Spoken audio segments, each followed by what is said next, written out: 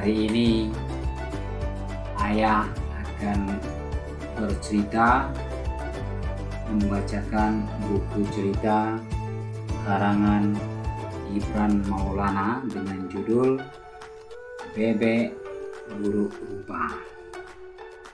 Sebelumnya ayah akan memperkenalkan diri dahulu. Nama ayah adalah Asrul Henry.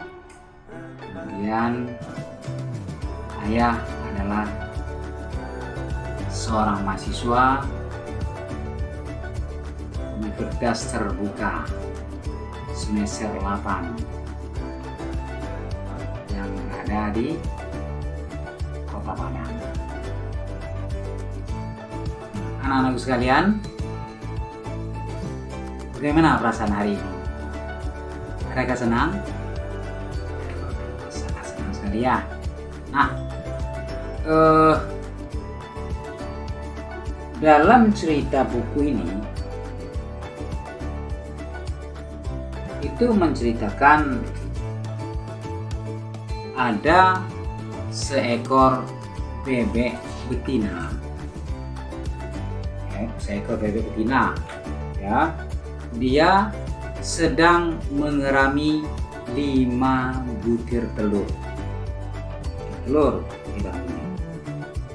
Hanya saja di antara 5 butir telur itu ada 1 butir telur yang berbeda.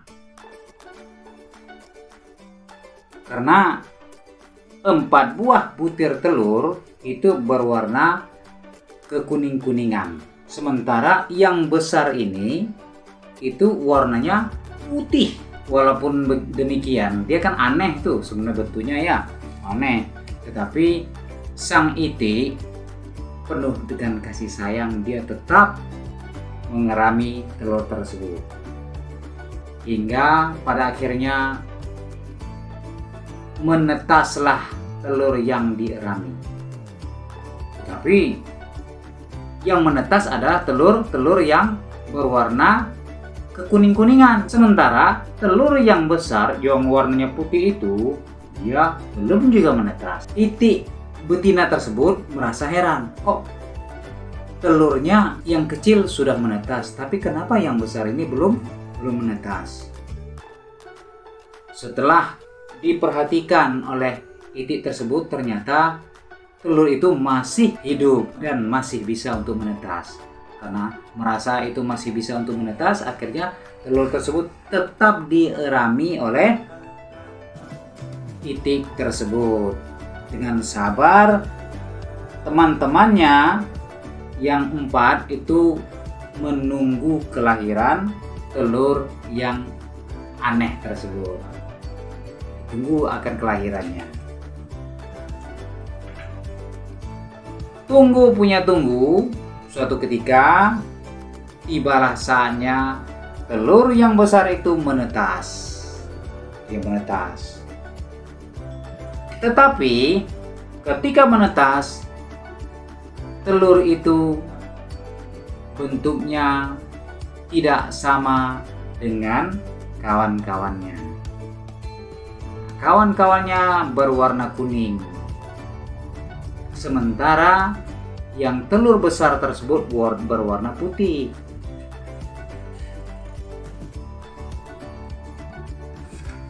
Karena kondisi yang berbeda tersebut mengakibatkan telur-telur itik-itik yang sudah anak-anak itik tersebut yang lain itu merasa canggung berkawan dengan itik yang berbeda. Nah, namun demikian induk itik tetap merasa sayang terhadap anak-anaknya. Kemanapun pergi, anak-anaknya dibawa untuk mencari makan. Baik itu masuk ke dalam hutan maupun berenang di tepi kolam. Itik yang berwarna putih ini sangat manja sekali. Ibunya juga menyayanginya. Suatu ketika sesudah dalam mereka bermain-main, itik yang empat itu merasa canggung bermain dengan itik yang warna putih. Dia menganggap bahwasanya itik yang putih ini adalah itik yang buruk, sehingga teman-temannya tidak mau berteman dengan itik yang berwarna putih. Karena tidak mau berkawan dengan itik-itik yang lain, akhirnya itik putih ini merasa kecewa dan pergi meninggalkan rumahnya. Dia berjalan di sekeliling hutan, pergi ke sekeliling hutan untuk benar-benar mendapatkan teman di tempat-tempat yang lain. Selama dalam perjalanan, dia tidak mendapatkan apa-apa, apalagi hari sudah mulai, cuaca sudah mulai berubah, akan tiba musim hujan. Sehingga itik tersebut, itik yang putih itu, dia kembali pulang ke rumahnya. Disayang, itik yang lain itu tidak mau menerima si anak tersebut. Tidak mau dia menerima itik yang warna putih. Pergi, kamu pergi.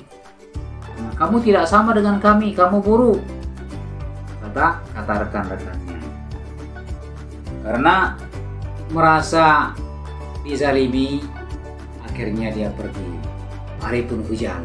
Jika hujan, maka seluruh itik-itik itu berlarilah mencari tempat perlindungan. Kebetulan di dalam hutan itu ada lubang pohon, tempat bersembunyinya ayam dan anak-anaknya. Sementara 4 ekor anak itik yang sama ibunya itu berlindung di bawah tubuh induknya. Induk itik tersebut. Itik yang putih, karena dia tidak bisa berada pada kelompok keluarganya, dia berjalan dan masuklah ke dalam lubang atau sarang ayam. Tapi sayang, ketika masuk ke dalam, dia kena cotok anak-anak ayam. Anak-anak ayam tidak mau menerima kedatangannya. Karena merasa tidak diterima, akhirnya dia pun keluar dan pergi. Dia keluar ketemu dengan anjing. Si anjing melihat ada itik yang aneh, sehingga si anjing tersebut tidak suka. Anjing itu pun pergi menghindar dari si itik yang berwarna putih. Dengan kecewa, si itik itu merasa, kok begini nasib dia, hidup sendiri, tidak ada orang yang mau berteman dengannya. Akhirnya dia berjalan kian kemari dan kemudian bertemu dengan seorang pencari kayu.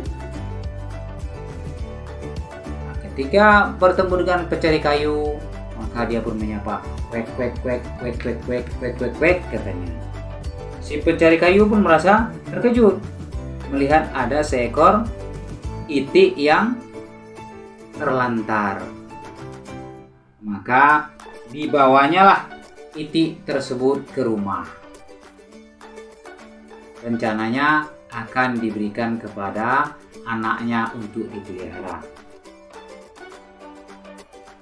Istrinya merasa senang. Istri si pencari kayu ini merasa senang karena adanya binatang tambahan. Tetapi ternyata kucing tidak merasa senang akan kehadiran keluarga baru di tempat tersebut. Akhirnya si itik buruk rupa ini dia pergi ke dalam hutan dan berjalan di sepanjang hutan. Sekian lama kemudian dia bertemu pada sebuah kolam. Dia melihat ada kolam, wah sangat bagus sekali kolamnya. Maka dia masuklah untuk mandi di dalam kolam. Ketika dia mandi di dalam kolam, di ujung sana dia melihat ada seekor angsa. Jauh di sana ada seekor angsa. Dia melihat angsa itu sangat cantik sekali. Dia merasa terpikat dengan angsa tersebut, tetapi dia tidak berani mendekat. Karena apa? Karena dia merasa dirinya sangat jelek. Dia tidak mau mendekat. Ketika dia menundukkan kepalanya, terlihatlah wajahnya di air kolam. Dia heran, kok bentuknya berubah, tidak sama seperti yang dulu. Dia merasa dirinya sangat cantik, gagah. Jadi itik tersebut adalah berjenis kelamin jantan. Nah, jadi ketika dia bercermin, dia merasa dirinya sangat bagus. Maka dengan percaya diri dia mendekati angsa yang berada di tempat jauh. Dan dia sudah melihat bahwasanya dia bukanlah seekor itik, karena bentuknya berbeda. Nah, sesudah dia bertemu, kemudian berkenalan dan berkawan, akhirnya dia menyadari bahwasanya teman-temannya yang dahulu itu tidak salah, tidak mau berteman dengan dia, karena dia bukanlah seekor itik, dia adalah seekor angsa. Nah, angsa ini sudah mendapat kawan baru, yaitu angsa yang lain. Nah, demikianlah cerita tadi, anak-anakku sekalian. Jadi apabila bentuk kita berbeda dengan orang yang lain, itu kita jangan merasa kecil hati. Kita tidak tahu bagaimana kehidupan kita, mau jadi apa kita nanti, kita tidak tahu. Untuk itu syukuri saja nikmat kehidupan. Apa yang diberi Tuhan, itulah yang benar. Sampai di sini cerita ayah kepada anak-anakku sekalian. Semoga cerita ini akan mendapatkan manfaat bagi kehidupan kita bersama. Ayah sudahi cerita ayah. Wabillahi taufiq wal hidayah. Assalamualaikum warahmatullahi wabarakatuh. Sampai ketemu kembali.